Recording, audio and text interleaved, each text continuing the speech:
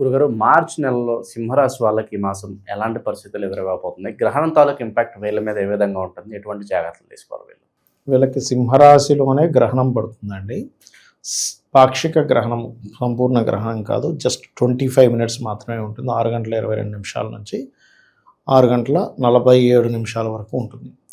అయితే రాశిలో పడుతున్నందుకు కొంచెం ఏంటంటే అనీజీనెస్, కొంచెం మానసిక స్ట్రెస్ని ఇస్తుంది. అంతకుమించి ఏమి ఉండదు ఇక్కడ. అయితే దీంతోపాటు ఈ మార్చి మాసంలో సప్తమ స్థానంలో కుజరాహువులు, అష్టమంలో శని, రవి, శుక్ర. ఎందుకంటే రవి 14వ తేదీ నుంచి మారుతున్నాడు. లాభంలో గురువు, లగ్నంలో కేతువు, చంద్రుడు కూడా గ్రహణం. అయితే ఈ వీటి మూలంగా కలిగే ఫలితాలు ఏమిటి, ఎటువంటి జాగ్రత్తలు తీసుకోవాలనేటువంటి అంశాలు చెప్తుంది నేనైనప్పటికీ చెప్పిస్తుంది సాక్షాత్ లలిత అమ్మవారిగా భావిస్తూ, ఆ లలితాంబిక అమ్మవారి యొక్క అనుగ్రహం పరిపూర్ణంగా కలగాలని మనస్ఫూర్తిగా కోరుకుంటూ, ప్రధానంగా ఇక్కడ ఎప్పుడైనా 12వ అధిపతి గ్రహణ సంబంధం ఏర్పడినప్పుడు లగ్నంలో చంద్రకేతువులు, సప్తమంలో కుజరాహులు ఉన్నందుకు ముఖ్యంగా మీకు బిజినెస్ లోన్స్ సంబంధించినట్టు ఏవైతే ప్రయత్నం చేస్తారో లభిస్తాయి. దీంతో పాటు వీళ్ళకి అష్టమ శని యొక్క ప్రభావం కూడా ఉంది కాబట్టి అష్టమ శనికి రవి సంబంధం ఏర్పడడం, శుక్రుడు వచ్చి కనెక్ట్ అవ్వడం వల్ల ఉద్యోగం విషయంలో మార్పులు చేర్పులు అయితే చూపిస్తున్నాయి. అలాగే ప్రదేశం మారడం అనేటువంటిది కూడా చూపిస్తుంది చెప్పాలంటే. మరలా దీంతోపాటు జీవిత భాగస్వామికి ఉద్యోగ అవకాశాలు వస్తాయి. ఆ ఉద్యోగ సంబంధించినటువంటి విషయంలో కాస్త స్ట్రెస్ కూడా ఉంటుంది చెప్పాలంటే. వివాహ సంబంధించిన విషయాలు, ఆరోగ్య విషయాలు మరియు ఇన్వెస్ట్మెంట్స్ చేసే విషయాలు మార్చ్ 3వ తేదీ నుంచి 40 రోజుల పాటు, అంటే మండల కాలం పాటు జాగ్రత్తగా ఉంటే సరిపోతుంది. ఇక వీళ్ళకి రుణాలు లభిస్తాయి ఈ సమయంలో. ఎందుకంటే బుధుడు 6వ స్థానంలోకి వస్తున్నాడు, 2వ అధిపతి కూడా అయ్యాడు, లాభాధిపతి కూడా అయ్యాడు కాబట్టి. మరియు వీళ్ళు ఏదైనా లోన్స్ కోసం కనుక ట్రై చేస్తున్నట్లయితే బుధవారం ట్రై చేసుకోవడం మంచిది. విదేశీ సంబంధాలు కుదురుతాయి చెప్పాలంటే. మరియు దీంతోపాటు సెకండ్ సంతానం పొందే విషయంలో మాత్రం కొంచెం జాగ్రత్తగా ఉండాలి. ఆల్రెడీ ఒక సంతానం ఉందంటే 2వ సంతానం కోసం ట్రై చేస్తున్నాము అని అనుకునేటువంటి వారు ఈ నెల కాస్త జాగ్రత్తగా ఉండాలి ముఖ్యంగా. ఎందుకంటే గ్రహణం పడుతుంది, అది కూడా సింహరాశి అనేటువంటి సంతానానికి సంబంధించిన రాశి. దాంతోపాటు ఇక్కడ సప్తమ స్థానంలో కుజరాహులు ఉండడము, అందులో ముఖ్యంగా జీవిత భాగస్వామి పేరు మీద ఏదైనా ప్రాపర్టీస్ తీసుకునేటప్పుడు, లేకపోతే జీవిత భాగస్వామి ఇప్పుడు ఒక్కోసారి చూడండి జెంట్స్ డ్రైవ్ చేస్తూ ఒక్కోసారి లేడీస్ నడుపుతా అంటే ఇస్తారు. అటువంటి విషయాల్లో కొద్దిగా జాగ్రత్తగా ఉండాలి. ఎందుకంటే ఇక్కడ అష్టమంలో రవి, శుక్ర, రాహు, ముఖ్యంగా శుక్రుడు వాహనకారకుడు అష్టమంలో ఉండడము, కుజుడు రాహు కలిసి ఉండడము, అది కాకుండా 4వ అధిపతి కుజుడు రాహుతో ఉండడం, ఇవన్నీ కూడా ఇటువంటి వాటికి దారితీస్తుంది. కాబట్టి ఈ జాగ్రత్తలకి తీసుకోవాలి ఖచ్చితంగా. అండ్ అలాగే కొంతవరకు ఆల్ ఆఫ్ సడన్గా కొన్ని లక్కుగా కూడా కలిసి వస్తాయి.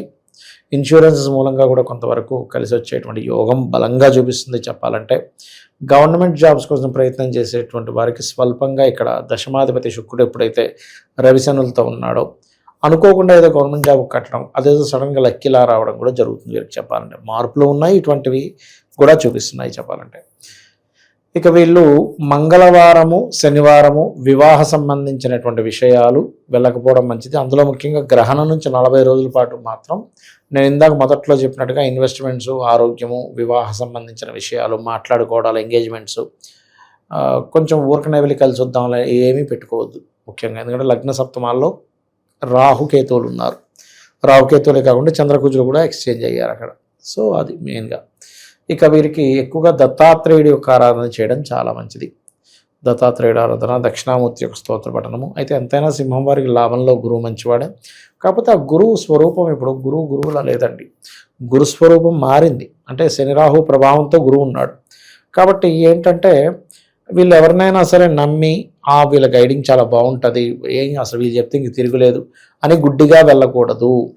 ఎందుకంటే చిత్ర విచిత్ర గ్రహం ఎప్పుడైతే మ్యాజికల్ ప్లానెట్స్ అంటారు కేతువుని, ఆ మ్యాజికల్ ప్లానెట్ లగ్నంలో ఉంటూ గ్రహణం పట్టినప్పుడు ఏమవుతుందంటే మనం ఓవర్ కాన్ఫిడెన్స్తో కొన్ని దృఢమైన నమ్మకాలతో వెళ్ళిపోతూ ఉంటాం. వెళ్ళిపోతా ఆయన చెప్పాడు కదా, అది చెప్పాడంటే ఇంక అది తిరిగి ఉండదు, అనాలిసిస్ కరెక్టే, అక్కడ మనం షేర్ మార్కెట్లో డబ్బులు పెడితే చాలా బాగా డబ్బులు వస్తాయని ఇట్లాంటి కొన్ని రాంగ్ స్టెప్స్ పడతాయి.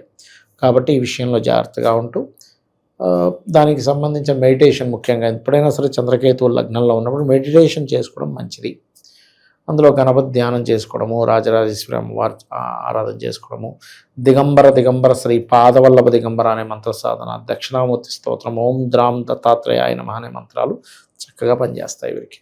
గురుగారు, విశేషంగా మరి ఉగాది రోజు ఈ రాసుల వాళ్ళందరూ కూడా ఎటువంటి పరిహారాలు చేసుకుంటే కనుక వీళ్ళకి సంవత్సరం అంతా కలిసి వచ్చే వెసులుబాటు ఉంటుంది?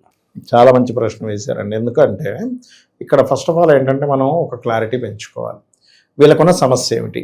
ఆర్థిక సమస్య, అప్పుల బాధలా, లేకపోతే హెల్త్ ప్రాబ్లం ఉందా, వివాహం అవ్వట్లేదా, జాబ్ రావట్లేదా, లేకపోతే వీళ్ళు చేస్తున్నటువంటి వ్యాపారం ఎంత కష్టపడి నిజాయితీగా ఉన్నా సరే వీళ్ళకి ప్రాబ్లం అవుతుందా అనేటువంటి అనేక అంశాలు ఉంటాయి. వీళ్ళు పాయింట్ పట్టుకోగలరు. ఆర్థిక సమస్య, వీళ్ళకి లగ్నం నుంచి రెండో అధిపతి ఎవరు తెలుసుకోవాలి. లేదంటే నాకు జాతకం తెలియదు, ఏమీ తెలియదు, మరి ఏం చేయాలి? కనీసం ఉగాది రోజైనా సరే ఓం సంపత్కరీ సమారూఢ సింధుర వ్రజ సేవితాయ నమః మంత్రం చేసుకోవడము, గోవులకి బెల్లం తినిపించడము, అదేవిధంగా కాస్త ఉలవలు దానంగా ఇవ్వడము, గ్రాసము తినిపించడం, ఇవి కనుక చేస్తే ఆర్థిక సమస్య ఖచ్చితంగా తగ్గుతుంది. అందులో ఎటువంటి సందేహం లేదు. కాకపోతే ఇక్కడ ఏంటంటే నువ్వు ఎంత కాన్స్టెంట్గా చేస్తున్నావు, ఎంత పర్ఫెక్ట్గా చేస్తున్నావు, ఎంత నమ్మకంగా చేస్తున్నావు ఈజ్ మోస్ట్ ఇంపార్టెంట్. ఇక రెండవది ఏంటంటే చాలామందికి ఏంటంటే ఉగాది నుంచి నా యొక్క జీవితం మారాలని ఉంటుంది. మీరు ఎవరికైనా కూడా ఉగాది పంచాంగంలో కూడా ఆదాయ వ్యయాలు చూసుకుంటుంటారు. ఇక్కడ నేను అనేది ఏంటంటే ఆదాయ వ్యయాలు జస్ట్ బేసిక్ థింగ్ వరకే. మిగతా అన్నీ కూడా ఏంటంటే నువ్వు ఆ రోజు నుంచి ఎటువంటి నిర్ణయాలు తీసుకుంటున్నావు, నీ టైం నువ్వు ఎలా బ్యాలెన్స్ చేసుకుంటున్నావు, నీ టైం నువ్వు ఎట్లాగా ప్లాన్ చేసుకుంటున్నావు అనే దాని మీద నీ అభివృద్ధి అనేటువంటిది ఉంటుంది. అయితే ఇక్కడ ఏంటంటే ప్రతి ఒక్కరికి కావాల్సింది సక్సెస్. కాబట్టి లలితా సహస్రనామాల్లో ఒక అద్భుతమైన నామం ఉంది సక్సెస్ పొందడానికి. ఏమిటది అంటే ఓం ఇంద్రగోప పరిక్షిప్త స్మరతోనా భజంగికాయై నమః.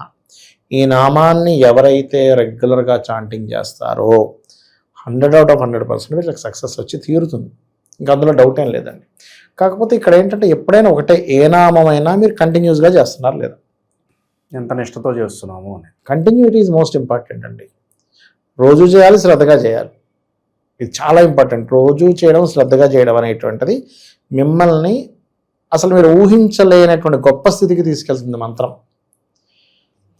ఓకే, ఈ మంత్రం చేసుకోవాలి. అలా కాదు, కొంతమందికి ఏంటంటే ఉగాది మారింది కానీ మనకి ఏలినాడు శని ఉంది కదండి. ఇప్పుడు ఏలినాడు శని ఎవరెవరికి ఉంది? మేషం వారికి ఉంది, కుంభం వారికి ఉంది, అదేవిధంగా మీనం వారికి ఉంది కదా. కుంభం వారికి 1 సంవత్సరంలో అయిపోతుంది, మీనం వారికి 4 సంవత్సరాల దగ్గర పడుతుంది, మేషం వారికి ఏంటంటే ఇంకొక 6.5 సంవత్సరాల దగ్గర ఉంటుంది, 6 సంవత్సరాలు 3 నెలలేమో ఉంటుంది. ఓకే, ఇక్కడ వీళ్ళకేంటి మారుతుంది కానీ సాటిస్ఫాక్షన్ ఉంటుంది. నేనేం చెప్తానంటే శని ఉన్నప్పుడు మనం భయపడాల్సిన పని లేదు. సింపుల్గా పోస్ట్పోన్ చేయకుండా ఉంటే చాలు. పనులు పోస్ట్పోన్ చేయకుండా, బద్దకించకుండా, కొంచెం ఎక్సర్సైజ్లు, వాకింగ్స్, శ్రమ పడేటువంటి దీంట్లో మనం ఉంటే, మనం స్వయంగా శ్రమ పడ్డప్పుడు శని భగవానుడు పని కట్టుకొని మనకు శ్రమనేమి ఇవ్వడు.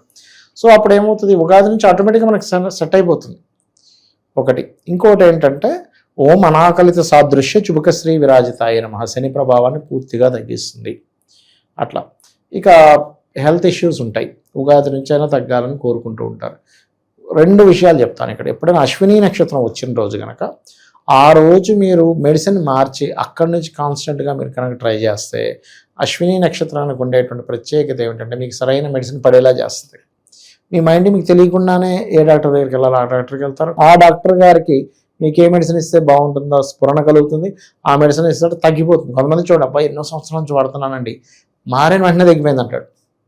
అదంతే దాని సమయం యొక్క ప్రభావం. అలాగే మంత్రం ఏమిటి అంటే ఓం సర్వవ్యాధి ప్రశమని సర్వమృత్యు నివారణి అగ్రగణ్యా అచింత్య రూపా కలికల్మశనాశిని. అయితే ఎప్పుడైనా సరే ఏ నామం అమ్మవారి నామాన్ని ఏది చేసినా దానికంటే ముందు కొంచెం సేపు శివనామ స్మరణ చేసుకోవాలి. నమశివాయ పంచాక్షరి చేసుకోవాలి. పంచాక్షరి చేసి అమ్మవారి నామం చేస్తే అద్భుతంగా పనిచేస్తుంది. అది ఇక ఉగాదిలో ఇక్కడ నేను చెప్పేది ఒకటే, ఉగాది పచ్చళ్ళలోనే మనకి చాలా విషయాలు ఉంటాయి. అంటే తీపి, వగరు, వచ్చేదాన్ని అంటే దాని అర్థం ఏమిటి? అరే బాబు నీ లైఫ్లో అన్నీ ఉంటాయి అని సింబాలిక్గా చెప్పడం. ఇక్కడ ఏంటంటేనండి సమస్యలు అందరికీ ఉంటాయి. కొంతమంది ఎంజాయ్ చేస్తారు అదే సమస్యను పట్టుకుని, కొంతమంది బాధపడుతూ ఉంటారు. నువ్వు సమస్యని నువ్వు ఎంత ఎంజాయ్ చేస్తూ ఉన్నావు, నువ్వు బాధపడితే సమస్య తీరదు. ఒకటే నేను చాలామంది నా క్లయింట్స్ కాల్ చేసిన ఒకటే చెప్తా, ఏమంటే చాలా బాధగా ఉందని అంటే నేను ఒకటే చెప్తాను, ఏమమ్మా టెన్షన్ పడిపోతున్నాను సార్ నాకు ఈ టెన్షన్ వల్ల అంటే నేను ఒకటే చెప్తాను, అమ్మ ఇంకో 10 మంది కూర్చొని టెన్షన్ పడితే పోతుందా మీ సమస్య? 100 మంది కూర్చొని టెన్షన్ పెడదాం, పోతుగా. ఎప్పుడు పోతుంది? ఆ సమస్య నుంచి ఎలా బయటపడాలని మీరు ఒక ప్రణాళిక వేసుకొని తత్సంబంధంగా మీరు తీసుకునే నిర్ణయాలు, మీరు చేసే ప్రయత్నం వల్ల సమస్య పోతుంది. కారు ఆగిపోయిందండి వెళ్తూ ఆగిపోయిందని బాధపడితే అది కదలదు.